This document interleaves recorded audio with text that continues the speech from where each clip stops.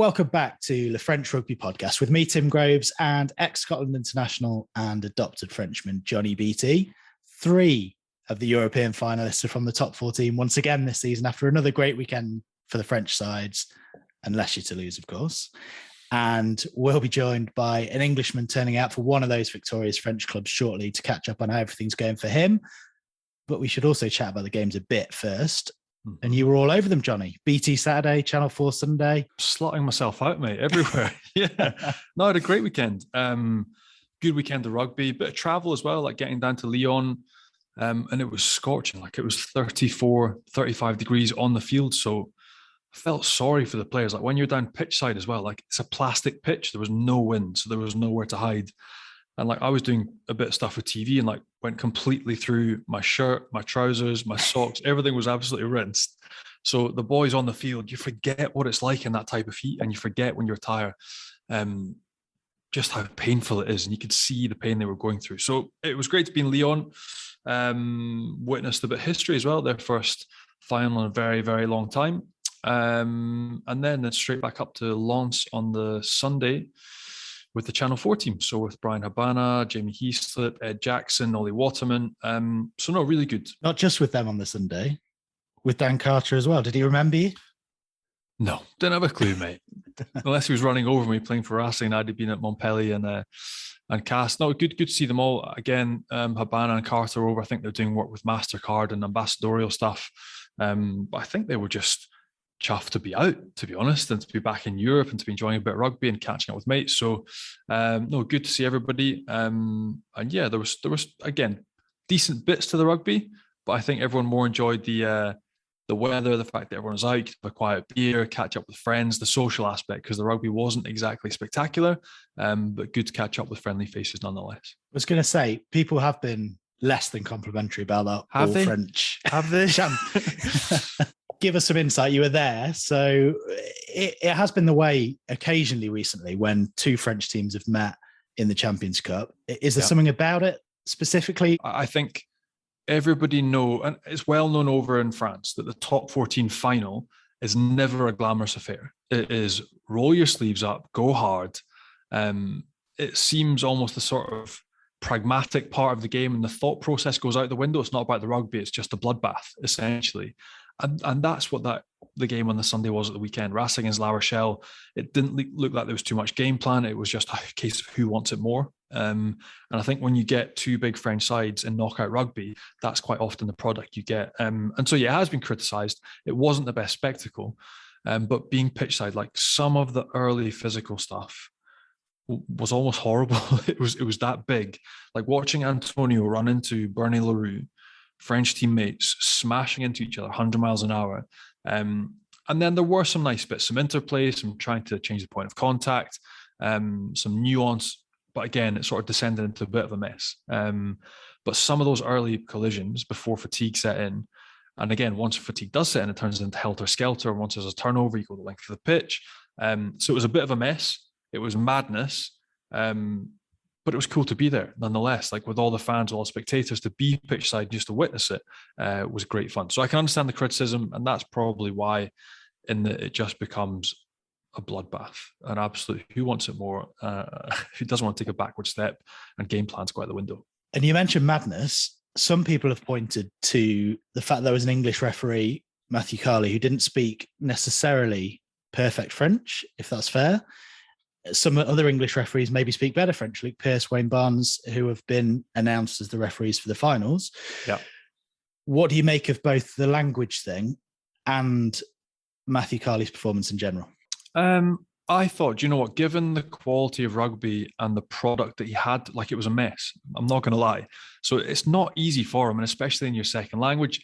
Again, in the exact same turn of breath, I think it's a positive that referees that do speak more fluent French have been appointed for both finals. I think that's fantastic. The fact that both Barnes and Pearce have been appointed makes sense because they are terrific referees and they've got that turn of phrase and language and understanding. But at the weekend, for the one that Carley was criticised for, it was a bit of a mess of a game, to be honest. So you're tasked with organising and refereeing a mess, and it's not easy. Added to the fact that you don't have that second language as strong as the other fellas, it's a little bit more difficult. But I thought, given with what he had to deal with, he actually did a decent job. But obviously, if somebody can speak French, it's going to make it a little bit easier, especially in the back and forth, the communication, the understanding, the explications are a little bit more easy if it comes from somebody that speaks French. And therefore, it was not an easy game to referee, not at all. And aside from the language factor, when two French teams do meet in European competition, do you think we should be able to have a French referee just for the interpretations, especially at the breakdown? Do you think that would be maybe give us a better product if we did? But you know what? There's positives and negatives. So I think generally in the top 14, when you're playing at home, you get more bias from a French referee. Whereas when you get somebody coming that's completely neutral, it's neutrally refed. And therefore, I think it removes that slight bias that's maybe a little bit inherent in the top 14 system. And maybe that's rude to say, but I think it's great to have somebody come in with maybe an international or a more global view of the game. If that one was a bloodbath, Dublin was a bit of a bloodbath for Toulouse, wasn't it? I mean, we talked about it last weekend. We thought they might struggle. Extra time the weekend before against Munster. A long old season, ups and downs for Toulouse. Was it just one step too far? It was a massacre. I think everything we talked about, and we predicted Leinster winners. We talked before the game. I picked Leinster to win it easily. Not as easily as we saw. To be honest, but I think when given context, there's a bit more understanding behind it. You know, Toulouse having 9 of their players away with the 23 with France, Grand Slam winners, but that means their game time's doubled. They'll be absolutely exhausted. The players themselves, you sort of get the feeling they're running on fumes. They are exhausted. The physical fatigue has set in. They're really just scraping along, trying to get to the end of the season. Again, we'll talk about the top 14 games they have left and if they can make the top 6, if they can finish, but just a step too far. Possibly if they'd been knocked out earlier, it would have helped them with their top 14 focus. But we talked about the quality that Leinster play with, the speed, the changing the point of contact. I mean, Toulouse defensively could not handle Leinster's attack. There's been a lot of talk this week about how it's going to be difficult in the next few years for English clubs to compete because of the salary cap being a bit lower. In France, it's still fairly high, although the budget that Leinster have and the squad they have is bigger. But is this Toulouse performance sort of a product of the way this season has gone? You mentioned internationally, they've had to cope with a lot of players being away.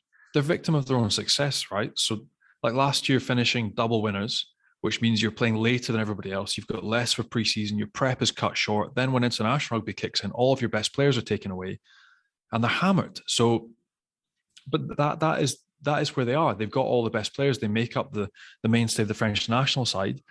And this is an extremely difficult season for them. And if they hadn't lost so many games during that international period, perhaps their players would have been fresher because they would have got a rest over the past Exactly. They'd be cruising. I think that next year will be more simple for two. But there's it goes deeper, like key players retiring, Jerome Kano, Uge, that haven't been replaced.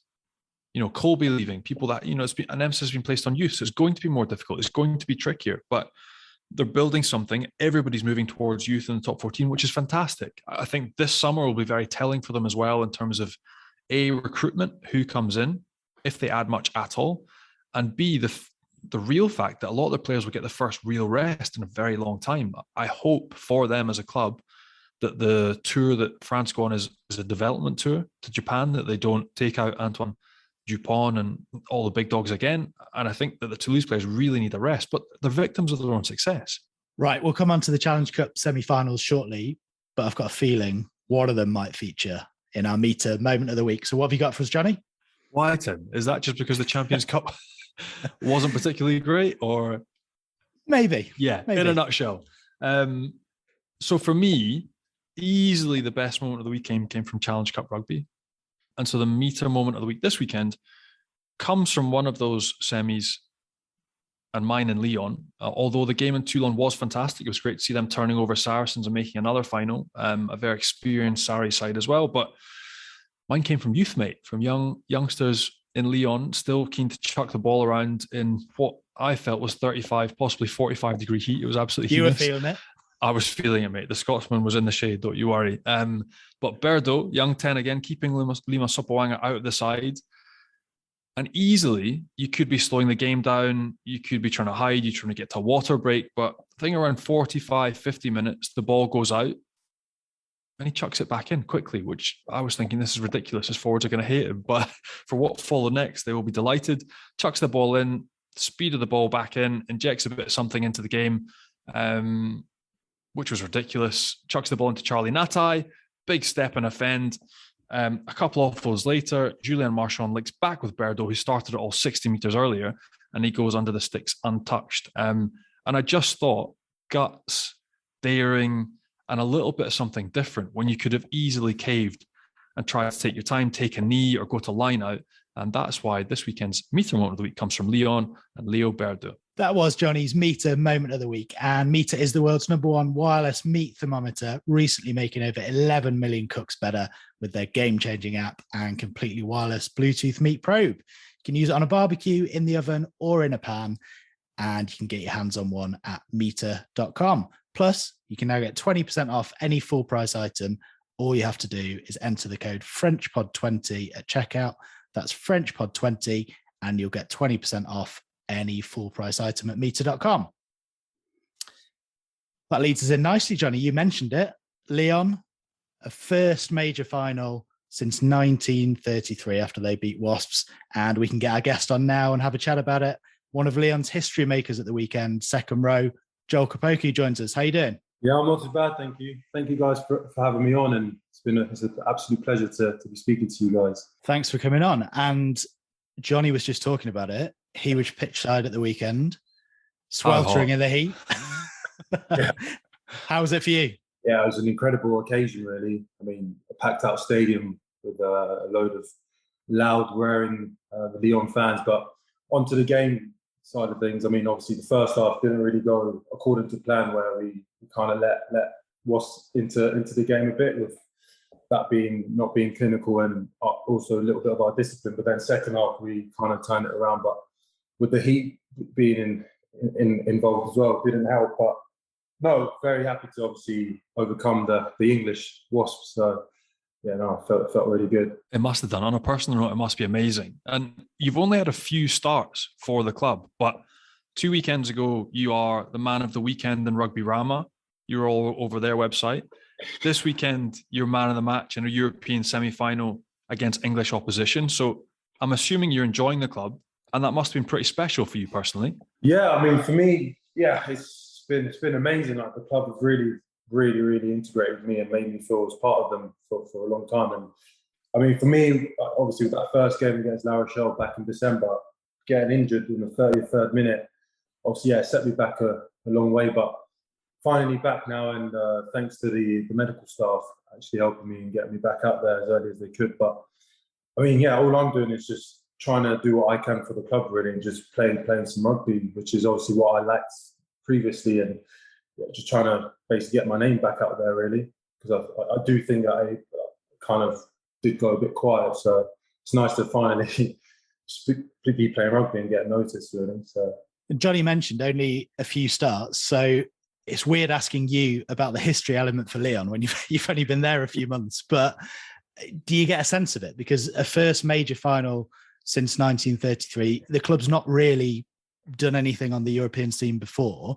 Talk to us about what the fans were like, the celebrations, the sense that you get about what an achievement this is for the club. Like I said before, I came in quite late, but then when I came in, we were still in the competition. So we actually played Dragons, like literally a week after I arrived. And from then on, we kind of had the belief that we could go all the way. And within the camp, we said like we could actually go on and achieve greatness. But that's only if we really like stick together and tough it out against these good English sides and Welsh sides and all these European teams. But for me, yeah, like it's been an incredible feeling. Like this, like last week, throughout the week, from the beginning of the week, we were chasing, like I said in my post-match interview, they've been chasing a feeling for some time to obviously create some history, as they obviously haven't reached the final in the European stage for so long. But for the club, it's huge. And like with the fans, you could obviously see after the game, like us getting applauded around the whole stadium. And yeah, it's just an incredible achievement for the club. But then again, we haven't achieved anything as of yet, because there's still one to go, which is next week against a strong Toulon side who we obviously know, you guys must have seen the game again in the top 14 where they put 40 points on us at our own ground. So we've got some redemption on them. So should be a cracker. Should be a cracker against them next week. And are you surprised that it's again? Obviously, you know the strength of Toulon. You mentioned that game, but a lot of people had handed the trophy to Saracens already. Like yourself Benji, included, Tim, Johnny, that's it. I was like, I saw them as, but they've just been, blitzed off the. Like, again, Toulon is a bit of an anomaly because they're on one hell of a run. They had a really poor start to the season, injuries. Now they've got all the big dogs back, and they're looking like a different kettle of fish. So you've got them to knock over if you're going to make history. So talk us through mentally what it's going to be like facing them. And also, you must have quite enjoyed the prospect of maybe winning a trophy playing in Saracens as well. So you're a little bit disappointed not to be playing against your mates. Yeah, I mean, that is also something that I was really looking forward to, because I before after our game, we were like, yeah, okay, let's get ready for Saracens now. But then obviously watching the game, it was like, wow, they've really been like you said, blitzed off the park against a really good Toulon side who are on an incredible run. But for us, there's a lot of history within Lyon and Toulon, obviously, with Pierre being that going over there next season. Obviously, he's going to want to win something. We're wanting to win something for him before he then goes off. But it then goes back to what I said before about that, them putting those 40 points in us in the top 14 a few rounds ago. And we're going to trust ourselves to know that we can beat them, and they'll obviously be thinking the same. But there's a lot of animosity against this club, especially because our head coach is now going to them as well. So it's kind of like, okay, we've got a job to put on these guys. But I really did wish we were playing against Saracens, obviously. But then again, we're faced with Toulon in front of us now, so that's the game to play. And also, I also even had a few of the fans from Saracens, we'll see you in the final. But then it's like, okay, well, you're not there now. So classic. And we've just been talking about how generally when French sides get to a final, whether it be top 14 final or Champions Cup, sometimes the rugby kind of goes out the window and it's just a bloodbath. Like it's a roll your sleeves up. So is that now what you're expecting with Toulon? Are you just expecting a massive scrap, or should we expect a really good spectacle with some pretty rugby? I'd say a bit of, I'm hoping for a bit of both, especially for the spectators to obviously enjoy the game. But we know within ourselves that, it's going to be one of those games where fours are going to have to front up and really, roll our sleeves up and really guide them, just like it's been just like it is here in the top 14 in all the games, really. It's like you really got to roll your sleeves up. There's it's not much fancy rugby except for Toulouse. But, it's a lot of, fronting up, and hopefully we could do one over them. But we've still got, obviously, this week against Bordeaux to obviously hopefully get a win for them and then focus on within the final. So. And let's talk about your journey then, because you touched on it before. You moved to Lyon a bit late. I think it was November. And a lot of people were surprised to see you make the move over there. So just give us an insight into how it came about, whether it was quite a last minute thing, and what were the main kind of motivating factors behind the move. Okay, so at the start of the season, so in pre-season against Bedford, in the pre-season, I got injured. So I was out for a couple of months, and coming back in, I just, within myself, I kind of lost the love for the game, because before that, I wasn't really getting much game time, wasn't really enjoying the rugby. And and obviously there was also other things going on away from rugby, like in my personal life, that was kind of taken over, and basically contacted my agent and said, I basically want to leave. And Lyon thankfully came about and picked me up, and so that they actually came about in November, but then I moved out. I came across in December due to visa issues and all of that stuff. But it was fairly last minute, and it was like one where I was just like, because I was thinking of kind of not to kind of stopping playing rugby, just because there was quite a lot of things going on, and I was kind of not really enjoying my time at the club at the time, just because of the other things that were going on. So then, thankfully, Pierre and Jan, the president of Lyon, picked me up and brought me across, and really thankful for them, and currently loving my time here. Honestly, I couldn't thank them enough, and even the players as well, my teammates, they've really integrated me and kind of made me feel as if really welcome And it's just like a great culture. And also, like, coming from Saracens, there was obviously going to be differences in terms of like the standards of like the rugby, the players obviously at the club as well, because obviously there's not many big stars like we had at Saracens before.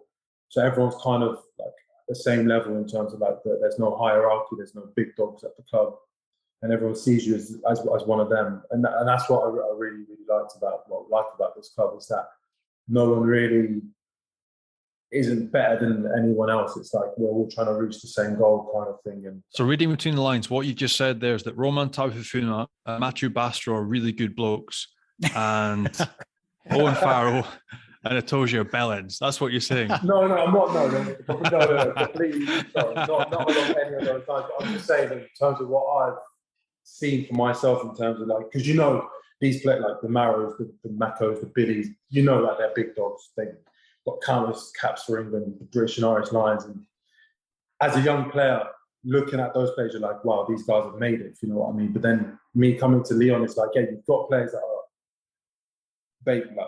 made it in their careers, but they're not like, I don't know. I don't really want to come across as the biggest bellend at the moment, but it's just they don't come across as big-headed, if you know what I mean. Like not everyone sees them as being these like massive players. It's like they're my teammates. Like we're all trying to reach the same goal, if you know what I mean. And also another thing, I can have conversations with these guys, whereas before it's kind of like, oh, how do I approach a big dog at my old club? Like, do I speak to him? Like, yeah, obviously I'm going to say hi to him and whatnot, but yeah, that's also something that I've loved about Lyon. And Johnny, sometimes you do just need a change of environment as well, don't you? I mean, when you've been Saracens from a young age, sometimes just a change is as good as a rest, as they say. And hearing Joel talk then, it's refreshing to hear players speak about how things might just be not going right off the pitch and you need a bit of a change, because we're all human beings, aren't we? And it's rare. Your situation's rare as well, because generally what would happen is a French or top 14 side would generally wait for a Mako or a Billy or an Owen to be established and have 50, 60, 70 caps, and then pay over the odds to take a star. What I really like is the fact that you've made your mind up. I want to try something different, a culture, an adventure, game time, like whatever it's been. But you're absolutely flying, because your performances, and again, it's all over French press, people back home that don't read French press, like loved over here. You're playing really well every time you take the field. So it's wonderful. I wanted to go back a little bit and ask you a bit more about Saracens, because for Lyon to not take a risk, but to take a young guy they didn't know too much about and to give him that chance, and you're absolutely flourishing. Like, what was it that was sticking at Saracens? Why wasn't the game time coming? To be honest, like with the second rows that Saracens have got, like, I don't really like making it an excuse, but Tim Swinson, mate. I've played with Tim Swinson. You're better than Tim Swinson. Yeah. But then Saracens obviously thought differently, which I was about to say, like, maybe they didn't really trust me, maybe I wasn't performing well, or maybe, whatever the reasons are. But the second row options that they've got at the club is ridiculous. Like, it's incredible. But then again, it's more like Saracens is a club where they're going back from winning everything. So obviously us being relegated into the Championship, where it was like that first game against Cornish Pirates, they tested a team which didn't have international start, like the big international stars, to then lose the game. And then it was like straight panic mode. Like kind of Saracens, we obviously can't stay in the Championship for another season. So he then obviously forced all the players back in that following week. But for me, I think it was more the trust. They potentially didn't have the trust in me. Maybe that's because of my performances, maybe the way I was handling myself around the training sessions, whatever the reason may be. But it was one way I was very frustrating for myself, because obviously the only way you're going to improve is by playing the top end games, not just playing the Premiership Cups, the A-League games.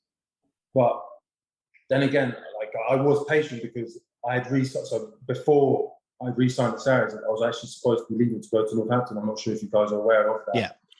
Yeah. So obviously that came about because of the game time, and I was promised, because obviously we had got relegated, and also with Skelts and Crusoe leaving, they said, you get game time, because we're in a champ and whatnot. But then after that first game, having lost it, and also maybe with me not having the greatest of pre-season, actually no, I'm not going to say maybe, I didn't have a good pre-season, shall we say, then the trust was just completely gone.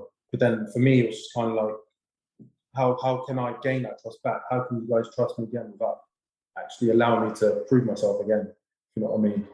But like I said, like it's just one of those things where they just go off what they know is best and don't really like going outside of that system really, or making too many changes, shall we say? So, but yeah, it was frustrating. It was really frustrating. But like it's one where, looking back on it, I'm kind of happy I've now moved on from that, because I definitely think I would have still been in that same position till this day, really. And obviously not having been in the European Cup final, but the Challenge Cup final. So yeah, no, I'm once again thankful to Pierre for bringing me out, because apparently he's been looking out for me since the 2018 World Cup against France. So he's been following me since then, and then finally, yeah, he's got his hands on me. So he'll be taking his Toulon next, mate. Watch out. Yeah, I mean, I've signed another 2 more years, so got to see what happens. So had he, but he's off. And so what's been the difference? Again, you talk about effectively the bottleneck of Saracens and internationals in front of you, but that's been the same case at Lyon. Like you've got Romain Tau, who we just mentioned, you've got Felix Lambi, you've got Garassi. They're all French internationals. Yeah. And they're decent players. Like they are very, very good. So has it just been given the nod of confidence and just taking your chance and running with it?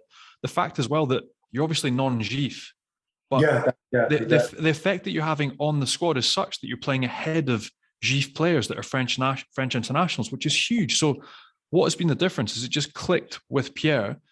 You've done exactly what you've been asked to do and you're flourishing, or where's the big difference been? Do you know what? For me, was he's since the day I met him on Zoom, he's had belief in me, and then obviously me coming in, he's always been straight up with me and been honest with me from the day dot. And I think for me that's big, because like even if I haven't been performing well or got injured obviously whatnot, but even around the training centre, he's been like really on it with me in terms of like just asking me questions about like what I think about this, what I think about that, and like it's just one where it's that trust that he's got in me and I've got in him.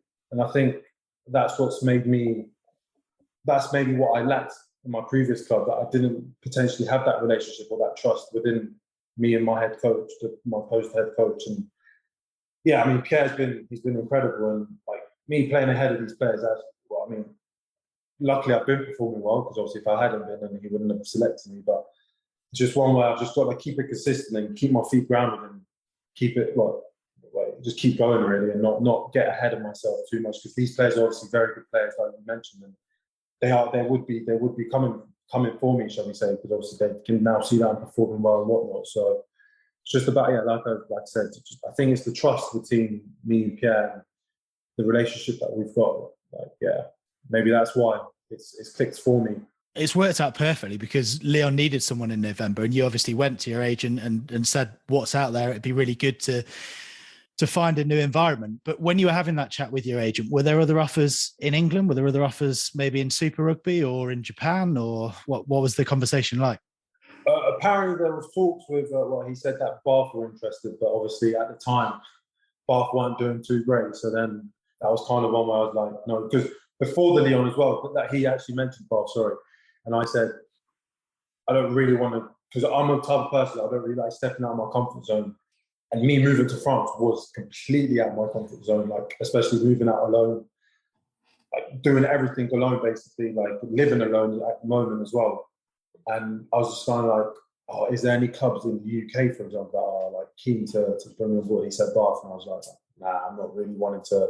Nothing against Bath, but I wasn't wanting to go to the club. And then obviously Lyon, and then I was like, you know what, I may as well. Like this is a one in a lifetime like chance that I probably will never get it again if I hadn't taken it. So kind of leaped at the opportunity really, and I find myself here now. When you've now been in both camps, you've been in the Saracens environment, you've seen Lyon. There's been a lot of chat recently about Premiership salary cap reducing, and we see already this year there's no finalists from England. When you see the quality that Lyon have, when you took the bench you guys had at the weekend, which was absolutely loaded, do you think it's going to become harder and harder for Premiership sides to compete with top 14 and your likes of Leinster? I mean, looking at Leinster's performance against Toulouse, I mean, they were incredible. But going back to that, I do think it will be, just because they won't be able to bring in like these players, or shall we say, sign any big names because of the salary, unless they got rid of loads of young talents that obviously are coming up from their academy systems, which obviously wouldn't be a good look on the club itself. But I definitely can't see the Premiership competing with the top 14 sides, or the Pro 14, should we say, just because of money. Because money, I mean, it doesn't buy happiness, but without it, you can't really get these big names, if you know what I mean. So, yeah, potentially in the futures to come, it could be one where they struggling. They will be struggling, and you could potentially get a lot of players leaving as well. And you mentioned it was about as out of your comfort zone as you can get moving to France. Johnny obviously knows what it's like moving over to a different country, different language. Just give us an insight into what it's been like for you as a young guy moving over there, and what the big challenges are, whether they're on the field, training, coaching differences, or whether it's just off the field language. I mean, luckily for me, I'm already a French-speaking. I've got a French-speaking background from my mum and dad. They're both from Congo, which is their first language. So I've been speaking French from basically since I was born, and that's also what made my decision a lot easier to also come out. Because if I hadn't known the language, then I would have been quite hesitant to come out. But in terms of the challenges away from the field, yes, there has been quite a few, especially with the admin side of things. That being setting up my bank, getting a phone contract out here, but then just trying to get things done with the French guys. It can be very, very tricky. I mean, I'm sure Johnny, you'd know about it, right? No, don't know what you're talking about. I mean, but that's the thing. You arrive as a fluent French speaker, and it's still hard for you. So can you imagine for everyone that comes from other parts of the world that arrive, and then they're like, what is going on? And then you've got the French language on top. So you've just hit the nail on the head. Even for a French speaker, fluently from birth, getting shit done is hard over here. It's just the way it is. Honest to God, when I came over, because obviously Lima and Jordan were the first guys that I kind of knew from the Premiership playing for Leicester and Wasps. They were like, mate, good luck with the admins. And I was like, what are you talking about? I'll be all right. And then, I then went to the bank to try and get my card sorted. I had to then go back about 3 times because it just wasn't processing. And then that also took another 2 months for my card to then arrive. And then my Wi-Fi, and just sorting other things out in my place. Even I hadn't had hot water in my apartment for 2 weeks. And to getting a plumber out was taking so long, and they weren't answering my phones. I had to contact the agency, and just everything else was just ludicrous. But I mean, I wouldn't say it's getting better because that's an absolute lie. But I'm kind of getting used to it, if you know what I mean. I'm kind of getting used to how they work here. It's a different pace, shall we just say? Yeah, a different pace. Yeah, it's one that I was not used to at all, because obviously in England things are done fairly quickly, and then to come here. But no, it's other than that, no. I've completely loved my time here. The city itself is amazing. Can't really complain about the weather at the moment, although it is too hot. But it's amazing. The food is a different level, complete different level, and the people itself as well can be miserable, shall we say? Can be miserable, but if you give them a smile, then hopefully you can crack one out of them as well. So you've just described all the best bits. You've been caught hook, line, and sinker. You're not going back home. I was going to ask you if you were thinking of a move back to Premiership. Do you want to play international rugby? But you're top 14 till you die. We've decided. Yeah, I mean that was what a lot of people have been asking me. Do you see yourself going back? And I said, I'm still 22 years of age. At the moment, this is me gaining as much experience as I can playing, shall we say. And I've signed 3 years here, so whatever happens at the end of those 3 years, if Lyon want to keep me on, then that would be a conversation to have then. But I can't see myself going back to England anytime soon. And internationally, I kind of gave up on that because Eddie Jones kind of has his team set for the World Cup, and he knows who he's going to be taking. But then even after that, I wasn't playing much rugby for him to even pick me, so I need to get as much games under my belt. But before that, I'm not really concentrating on the international side of things. I just want to play rugby. You've still got 3 World Cup cycles to aim for after that. I wouldn't worry. You've got like, you've got a European final up against Eben Etzebeth in a week's time. Like, there's plenty of time. You'll have your time. Don't worry about it at all. You've got a long old time to get back into international rugby, 100%. But you mentioned Eddie Jones. You did train with England back in 2018, didn't you? Yeah. I did post the World Cup, the Junior World Cup on the 20th. How weird? How weird is he? Give it to us straight. Not to badmouth him or anything, but he was nice to me. Although when I first arrived, because of the World Cup, I was like 126 kg, very overweight, should we say. Coming into the camp, I had like lost quite a bit of weight, and he was like basically straight up to me. I didn't know the man. He didn't know me. Straight up came up to me and said, "You were fat, weren't you?" I was like, just kind of laughed because I felt really awkward. He's like, "Yeah, you was quite a fat lad, weren't you?" And I was like, "Yeah, like, what do I say to that? I'm not fat now." You know, but he's very, very different. Very different. I've never had a coach being coached by someone like him before. Keeps you on your toes, should we say. I know that's like what the generic thing that everyone says when they speak about Eddie Jones, but he does definitely keep you on your toes, and you've got to kind of be like very alert and your eyes wide open when you're around him. And that experience in 2018, a lot has changed since then, but did that kind of give you an insight that you weren't ready, or he didn't think you were ready, or how did it go? Well, I mean, in the camp, I mean, I wouldn't say I was ready for international level because the pace and speed of everything was incredible. And even just the intensity of it was like, I was, fairly behind, like going in at 20 years of age and whatnot. But I was definitely off the pace. But for me, looking back on it, it was a great experience, like to know where I'm at, and obviously not being at that level as of yet, to then going back to my club where obviously I still hadn't played, which I was hoping I had, but it was one where I knew what I had to do to get to that level in terms of like getting to where all those stars are, because obviously I had played with a lot of them already at Saracens anyway, so just taking bits and bobs from those guys, especially Mara, because we're in the same position. And you mentioned that Bath was an option. Was it not tempting? I know it's a short period of time if you look back to November between then and the next World Cup, but we see players coming fresh into that England squad and getting given opportunities. They might not last long, but they do get opportunities. So was it not tempting to take another English offer with that international recognition in mind?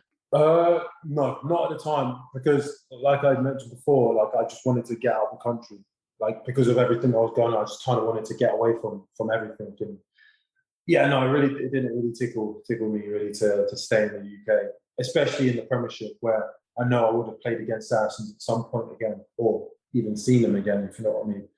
So I just kind of wanted to get far away from England. And now that you're here, sorry, but who knows? I'll stay in France for 4 or 5 more years and hopefully see what happens with the French international. Another one. We've converted another one. Right. So now that you're here and you've had experience in the Prem, you've been through that environment, you're now top 14. What do you see as the biggest differences culturally, the way teams play, intensity? How would you compare the two leagues? Premiership, as you know, a lot of kicking, especially when we play against these English sides, like when, for example, Wasps on the weekend, a lot of kicking. The top 14, I'd say, is more brutal it's like more of a forwards game where it's like both packs going head to head with each other and see who comes out on top, really, especially with the, shall we say, the scrums, the line, set piece, for example. It's like that's where you can test yourself to see who's actually got the balls here, shall we say. And like even training with Lyon, it's like it's very weird because being a Saracens, it was like very technical in everything they did. And then coming to Lyon, it's like they speak about the mindset more often than the technical side of things. Obviously, there is some technical side, but it's definitely more mindset and mentality over the technical element of things. But with the Premiership, there's a lot of kicking involved with that, and then it's just a lot more faster than the top 14 I see. But I kind of suit the top 14 because it's not as quick, and I like that confrontational side of things where it's like hitting it up square, like running like square on, and just tackling low and carrying hard, and all of those stuff. You mentioned that style. and how you suit the top 14. I'm interested because there were comparisons again at the weekend between yourself and you mentioned it before, Maro Itoje.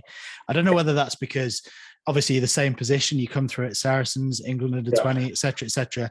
But it was not the first time. People have compared you for years. Yeah. Do you take that as a compliment or does it annoy you? To be honest, it pisses me off. Like, it really rattles me. Like, sorry to swear, but it really, really rattles me. Because, like, I've had it, for so long, like you mentioned, since I was at Saracens as well. But then I've even moved from Saracens. Like, he's not even a teammate of mine anymore. And I'm still getting, like, compared to him. And I'm trying to create my own name, my own legacy, really. Like, I don't want to keep going back and looking at my, like, Twitter and seeing, like, he's liking to be like a Maro Itoje. Like, no, I'm Joel Kpoku. Like, I'm not. I guess because we're both, shall we say, of colour. I'm from Saracens as well, come through the academy and whatnot. So it's easy for the media and the press to kind of compare us. But it really rattles me. Like, it's just, like, I'm not Maro, like, I'm Joel Kpoku. Like, I'm trying to create my own name and create my own style of rugby. I know, there could be some similarities, but then it is what it is, but I'm not Maro. Do you think it's a lazy comparison? Because there are obvious differences. Yeah. Massively. It definitely is. Just because we're both of colour. And I'm from Saracens and he's at Saracens, come through the academy.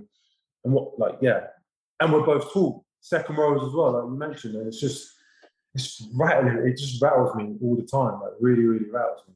Like, the laziness I get, but there's certain parts of your game that I believe already are world class, having watched you play 4 or 5 times. Yeah. And as much as part of it might be lazy, part of it is also because you both operate at an extremely high level. So there's the lazy aspect, but then there's also, you talked about the technical bit, which may be different, but there's a mentality bit that is more difficult to see. But there's not many boys that come over here and in 5 or 6 games light it up the way you're doing. And I think that's why people are getting excited. And he's the closest comparison, whether it be lazy or not. But there's an element to it as well that, Joe, you're also fucking kicking ass and doing something phenomenal in one of the toughest leagues in the world, which is why people are really excited. And the laziness, I get, like, park that bit as crap journalism, but the other part is they're excited to see another potentially world-class second rower from England, but playing in the south of France, which for us is even cooler. And for me as well, like, it does add fuel to my stomach, really, when I'm, like, compared to him, because let's be honest, like, I want to surpass everything he's done. You have to take his spot, mate. Like, exactly. I need to take his spot because he's still a young, like, still young. But for me, like I said before, I want to create my own legacy and my own name for myself, and of course, to not really always be compared to him every fucking time I play. Sorry. And mate, weirdly, doing so well over here, we talked to Zach Mercer, another Englishman that's doing really well over in the south of France, and we talked to him about, obviously, international rules and regulations, England not picking anyone that's French-based or foreign-based. Like, do you agree with those rules? Would you want to try and kick it for England whilst playing in France, or do you understand that you'd have to move back eventually if you wanted to play for international honours?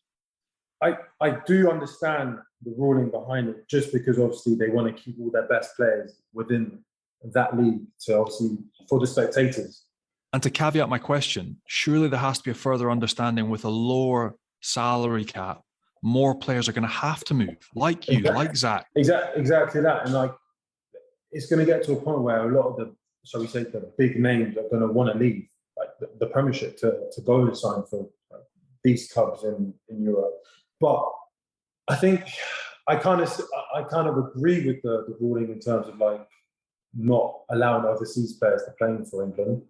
But then again, you've got countries like Australia, shall we say, or Scotland, that are allowing it, and players are still playing well for them when they go into the camps. So it's one of those things where I do understand, but it would be good if they could obviously still select players overseas as well, because I mean, I wouldn't mind. We'll see what happens in the next few years, Johnny, but the rule has been tested a few times and they've stuck to it. It's likely to be tested more potentially in the coming years. I think it has to be, but there has to be a tempered realization from the RFU that they can't drop the salary cap or enforce £5 million on clubs, when the reality is that clubs over here are more than double that. and it's a fantastic league to play in, and players flourish in it because it is one of the toughest leagues to play in. So it's different for countries like Scotland because we've got such a small player pool that we encourage the people that reach the top of the tree for salary reasons to move. But that also is going to be the same eventually for English clubs. If you can't cover the salaries of the top English players, they're going to have to go somewhere, but they are your top English players. And they shouldn't be punished because their success within England. They should be rewarded by being paid well and then also get the chance to play international rugby. But I understand you have to protect your product in the Premiership, but I think it goes both ways. There has to be a little bit of give and take. I'll be really interested to see as well what happens in the next 2 seasons in terms of transfers, who leaves England, who comes over here to join, because I think it's only going to go one way. And that will be more established players who can't get paid anymore in the Prem that want to do something different. So then are we going to see after the World Cup a cycle where the English squad essentially gets cut in half because they're all playing in France? Because you look at George Crusoe, you mentioned playing in Japan. Where's ever going to be picking up the salaries? But I think moving down the track, they're going to have to change something. Yeah, I mean, there's no harm in them trying it as well, like to start off with. Maybe not going full balls in with it, but maybe trying it out and seeing what comes from it. But then again, yeah, like you said, I think a lot of players probably post-World Cup will probably want to leave the Premiership to go inside for these top 14 sides. Especially having had played their pool games in France, in Toulouse, in Bordeaux. Yeah. Like, oh, this could be nice. And we mentioned, Joel, before, the issues that you had at Saracens. When you moved to Lyon, obviously you've spoken really positively about the culture there, but you did get injured in that game against La Rochelle. And it can be hard, can't it, as a professional sportsman to integrate. Well, it can be hard to get involved anyway when you're injured as an established squad member. But when you're a new guy, you get injured on your debut. How is that? How hard was that period being out? Mate, honestly, I hated thinking about it, to be honest, because it was like probably one of the hardest periods of my life, especially with the injury itself, like having scalps, crocodile rolling me and landing on top of me and my knee fucking, MCL going, syndesmosis going in my ankle. I mean, it was pretty tough. Like it was the first couple of weeks were pretty dark. But I mean, I'm so thankful to the medical staff because I can't speak highly of them. Like they really helped me in terms of like all my rehab, getting me back fit, and even the coaches as well in terms of like doing some skills. Kenny, for example, doing some skills with me just to keep me in that rugby mind. But like it was mentally draining, mentally tough, especially with me coming to a new club, trying to put my best foot forward, bang, 33rd minute it goes, and then I'm kind of made useless now because I'm just walking around on crutches and not really much help to the squad, which is obviously what I tried coming over to do, and also to play rugby. But it was one where it was mentally tough, mentally very, very tough. You mentioned Kenny there, Kendrick Lynn. We'll ask you about him in a little second, but you talked at length about Pierre Mignoni, the fact that he brought you over, the fact that he showed faith, the fact that he saw something in you. It must be a little bit disappointing for you that he's heading to Toulon at the end of the season, again, with the relationship that you've already fostered. Yeah. So what's that going to be like, him leaving at the end of the year? Yeah, I was absolutely gutted, to be honest, when I heard, because it was lingering around, like people were speaking about it. I was like, nah, sure not. He's literally just brought me over here. He's brought all of these players here. He can't be leaving. And then bang, get a message in the group chat saying, Pierre's leaving. But it's one of those where in sport, it's a business, isn't it? People come and go, but it's more now about me just hopefully winning a trophy for the club, but then also for him, because obviously he's transformed, like, for what the lads have been saying, like speaking about, they speak so highly of him, like for transforming the club from when he first came in.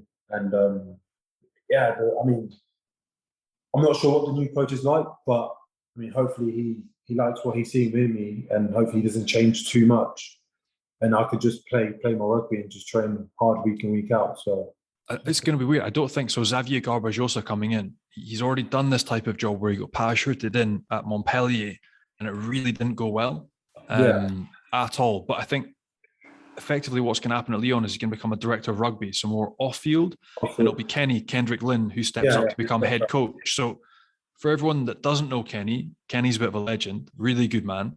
Can you give us a little bit of insight into what he brings in terms of the coaching, the staff, and the environment at Lyon? Well, first and foremost, like, he's great to the foreign players, because it's like in our meetings, for example, Pierre obviously speaks in French, and then you get Kenny translating for us, and that's what, like, for me. I know I understand French, but for those foreign players, like, it's incredible for us to have that translator in the meetings. But then within the coaching side of things, yeah, he's an incredible coach. Like, I can speak to him and ask him any questions, and he'll be straight up and honest and give me any feedback that I need. And like, yeah, he's different to what any other coaches I've had, because like in France, it's very like the coaching is different, because it's like coaches are covering more than one role.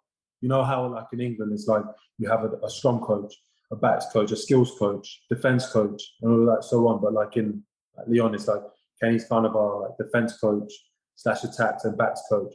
So all three of them. So yeah, fair play. He's got a lot on his shoulders, but his determination and his drive every day is just that, it's incredible, and he brings the best out of the players, really. And yeah, can't speak any more highly of him, to be honest. Like, it's been great, especially with me as well. In that period I was injured, like taking me on and doing those little skills with me just to keep me intact. But then even the conversations away from rugby, like he actually cares about the players that he's obviously coaches and that he's with all the time.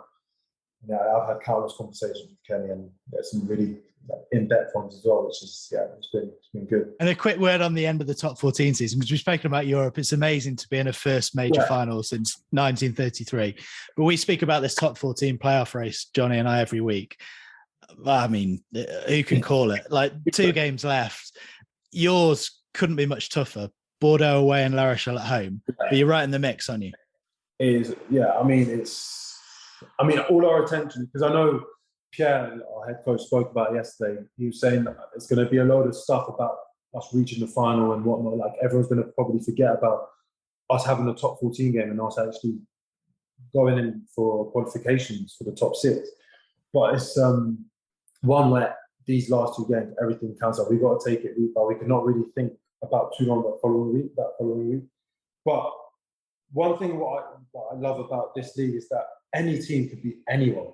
Like, it's no matter where you are on the table, like it's literally all to play for at the moment. And like with Bordeaux especially, like going to them as well away, with them not really having too great of a run at the moment, like it's going to be a very fiery game, very, very fiery game. So yeah, one that I'm looking forward to. But yeah, we've got to take every point as we can, really, to qualify. Mate, I'm looking forward to again this weekend. Looking forward to playing La Rochelle, and really looking forward to watching you face off with Big Eben. So good luck over the next few weeks, mate, and we'll enjoy watching it. I'm really looking forward to playing against him. Like, there's already been, I've seen something already on social media about it. But I mean, yeah, he's a great player. But yeah, just really looking forward to that physical encounter that he's obviously gonna bring to the game. But yeah, I'll inflict my own game on him as well. So not just him, on them, should we say. So yeah, be if selected, shall we say, not thinking if selected. And also, he's also leaving Toulon. He's going back home. Pierre's heading to Toulon. Like, you never know what might happen. It might be a gig for you down there in a couple of years. You never know. You never know. It's a big game. That's all I'm saying. It's a big game. Yeah, it's a big game. Big game. But like, it still feels surreal that like I personally, within myself, reached the final, because I've reached finals with Saracens, but that was for the A-League. Like, I've never played at this stage, shall we say, like a big game on a European stage where thousands and loads of people have obviously watching and whatnot. And it's just, yeah, it's kind of like a pinch me moment, especially also having got man of the match on the weekend, and to also be in the final now. It's like, it's incredible. Like, it's, yeah, I can't fucking wait. I can't wait. Well, thanks so much for coming on and sharing your insight and experience. It's great to see you making the leap and doing so well over there. Hopefully the RFU either change the rules or we see you back in England at some point, but it's great to see you going so well in France. Thank you very much for having me, guys. It's been a pleasure, mate. Pleasure. Cheers, Tim. Pleasure. Cheers, all the best, mate. Cheers, mate. Thank you very much. Thank you. Bye-bye. Great to have another Englishman on, doing so well in the top 14. And if we read between the lines, or don't, it wasn't turning out well in Saracens. So it's great to see it going so well in Lyon. Yeah, and like for so many people, me probably being a similar case, it doesn't always go well for you first time in the environment that you start off in. And I needed a change clearly as much as he did. But I mean, he's way better than I was. The guy's absolutely flying. His game at the weekend, he was exceptional. But again, just really nice to chat with him, level-headed, smart boy. But again, phenomenal rugby player, and he's absolutely ripping it up. So he's got a massive career ahead of him in the top 14, probably for as long as he wants it. If not, if he wants to go back and dip into international rugby, which he probably is going to be very ready for fairly soon, then fair play to him. Either way, he's got a great career ahead of him, and a terrific player.